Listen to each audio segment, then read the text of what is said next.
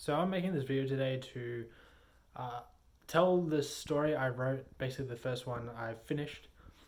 That was inspired by Jordan Peterson's Maps of Meaning and these like mythological themes and a bit of the book I read before that, which is Joseph Campbell's Hero of a Thousand Faces.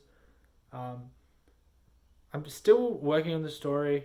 I feel like there's a lot more that can be improved, but it's sort of driving me crazy.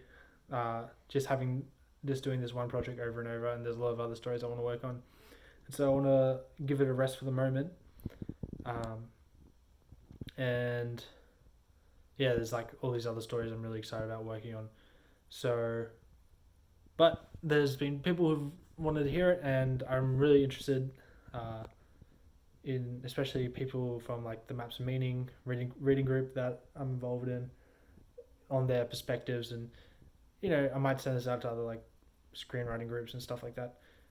Reason I'm not posting this as a script is because my writing's really bad and I'm much more comfortable telling it orally. That is something I want to work on in the future. I'm not a good writer, but I really like storytelling. I'm very interested in it anyway. And this is like the first one I've completed. So, yeah, uh, advice would be appreciated and be as brutal as you like. I don't really care. Anyway, so basically, it starts off in this desert on this sand mound or like in between a mound and a mountain, pretty high up. And there's this guy lying down in the middle of this like circle of rocks. And the guy's in a really bad way. His lips are very dry, and tongue hasn't had water in a few days. Um, he's got a bite on each ankle. On his left ankle, the bite from the bite it's like growing green, and his like leg is degrading a little bit. On the right leg, it's becoming stiff, like his leg, and it's like growing yellow from the bite. Uh, and across his chest, there's this big scratch, and he's lying there on the ground, panting away. He'd like to get up, but like he's just got no energy because the sand's really hot. Um, and it's like burning him, but like he can't get up because he's just so exhausted, and he's like on the brink of death, basically. And he basically just puts his hand on his chest. His hand's got like this green stuff on it and sand, and puts it on his chest and like closes his eyes and like cries a little and like remembers like and flashes back to like remembering his life. And so flashback starts, and basically before I go further, this was initially I heard a song, and this is the song. It's like a music video for the song. It's like sort of like an animation is how I envisioned it. And so the flashback is when the song starts. So it starts off with him in his house as a baby being held by his mother. His mother is like surrounded by. They're in a desert house and like in a desert village, but she's like surrounded by all these like green plants. And so she's nursing him, and shows a little montage of him growing up. Um, Shows him getting hurt and his mother like putting like this green stuff on him, like green herbs on the cut, and it shows that from about a baby to a child, 6 years old, and then from there it shows the father with uh, him a montage of him growing up with his father, and his father showing him like the village like dances and like how to hunt and how to like the customs of the village ways and the ancestors and stuff like that, and teach them the history. And it shows that from like 6 to like 12, a little montage of that, and then it cuts because the song sort of cuts, and then it starts when the song starts again. It shows him at 18 years old, looking out over this like barren waterhole where there's like a little water, muddy water in it, but like really not much. And the sun is like really shining down. There's not a cloud in the sky, and he's like, so he goes up to this what little water is and gets some water and walks back through his village. And in his village, there's like the crops are like dying and wilted, and the animals have like died. And the ones that are alive are like extremely thirsty, resting. And he goes back through his village, and he goes into his house, and his mother's there, and she's lying down and she's very sick, and like the plants that were in the house before have like all wilted and died, and she's very pale and very sick and very weak. And so he gives a little bit of like the muddy water to her, and then he goes and looks towards the door and sort of remembers or flashes back to remembering like when his father left a few years ago to like go out and like hunt for the village, and how he never came back. Um, and his mother like sees what he's like looking at, and uh, she she's like, oh, don't leave, I don't want to like lose you like I lost my father, like I lost my husband, I guess. So he's like assures her, goes away, and then it cuts to like nighttime when he's like sleeping, and while he's sleeping he wakes up and basically takes a staff. I forgot to mention his father gives him a staff when he's growing up in like the montage, like the staff, and he takes like a green herb sack from his like mother. Then he like goes out the door and starts walking through the desert, and there's like montage of going from night to day, and then like him walking a long ways through the desert.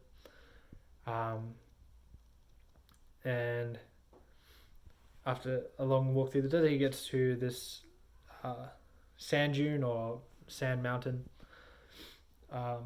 and at the bottom of it there's a snake, and he sees the snake, and he like sprung by it, and he tries not to make it notice him, but it does, and it like leaps forwards, and so he tries to impale the snake with his staff, but he misses, and the snake bites his left ankle.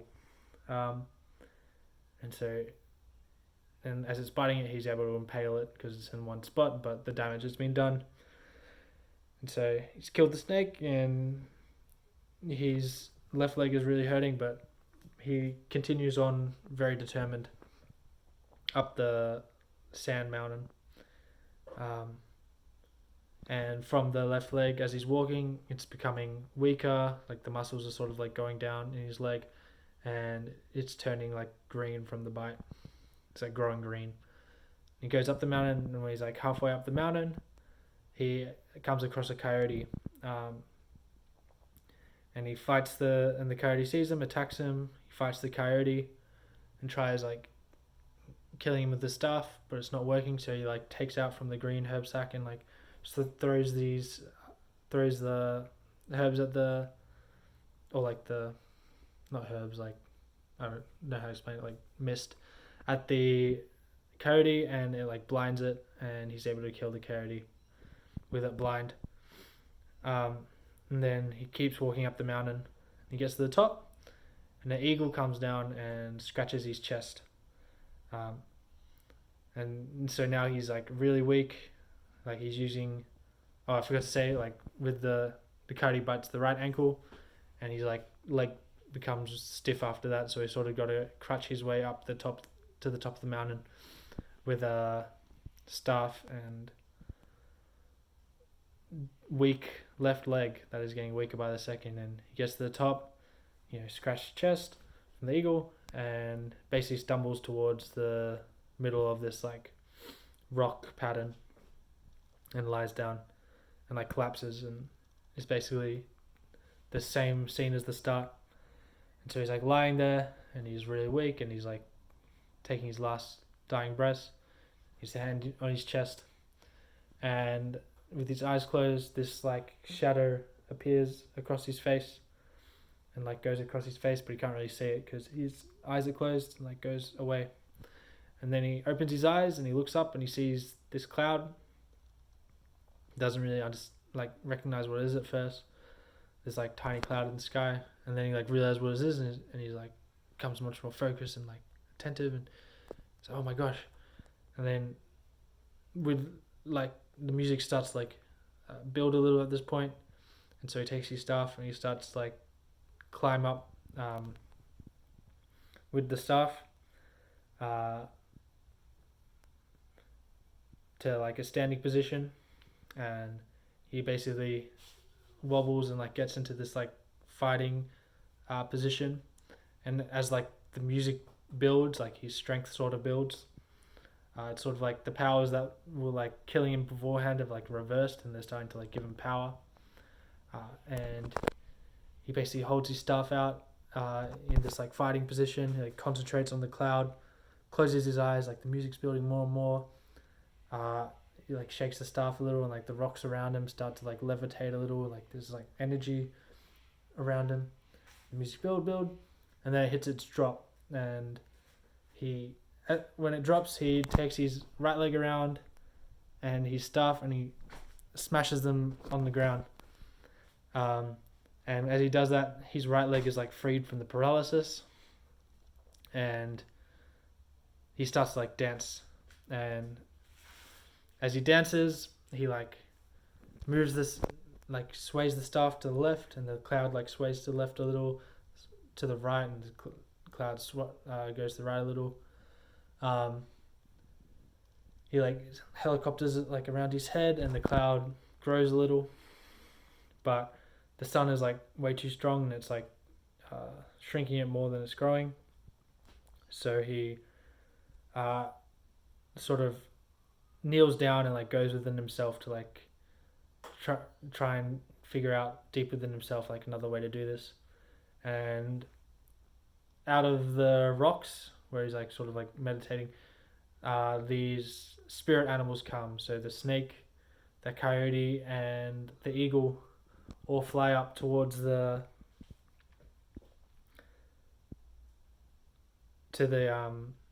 cloud, and he's sort of like on the ground, and he's like sort of within like the spirit animal's consciousness, and he's like going up into the cloud, and goes up into the cloud, but the cloud just gets smaller and smaller and is like disappearing. He doesn't think he's like going to make it into the cloud, and the spirit animal's like too far away, and he sort of like disconnects from them, and the spirit animals too small in the sky, so he can't see where they are, and the cloud has basically disappeared. And so he's like really sad because he thinks he's like been defeated, and so he like puts his head down and he like cries again, but a drop of rain hits the back of his neck. He like looks up and he sees like the cloud has regrown, and it's like got some like rain in it or whatever. And with his staff, he like shakes it a little, and like more rain, like a bit of rain comes down. And he's like overjoyed, and he starts shaking it a lot, and like more and more rain comes down. And then he sort of like dances like in a trance again, and he starts to levitate up into the cloud, and he then takes the cloud to his village and restores the village. So yeah, that's the story. Thanks for watching. I got some details a bit mixed up, but I corrected them. So I need to get better at telling this story, but I'm done with this story at the moment. I think there's a lot to be improved with it. But I'm happy with how it's turned out, and there's a lot more other stories I want to work on in the future, which I'm really excited about. But yeah, this is just for people curious about what I've been working on, and like how much of it's been completed now. And please, if you've got advice or anything, please leave it. And yeah, thanks for watching.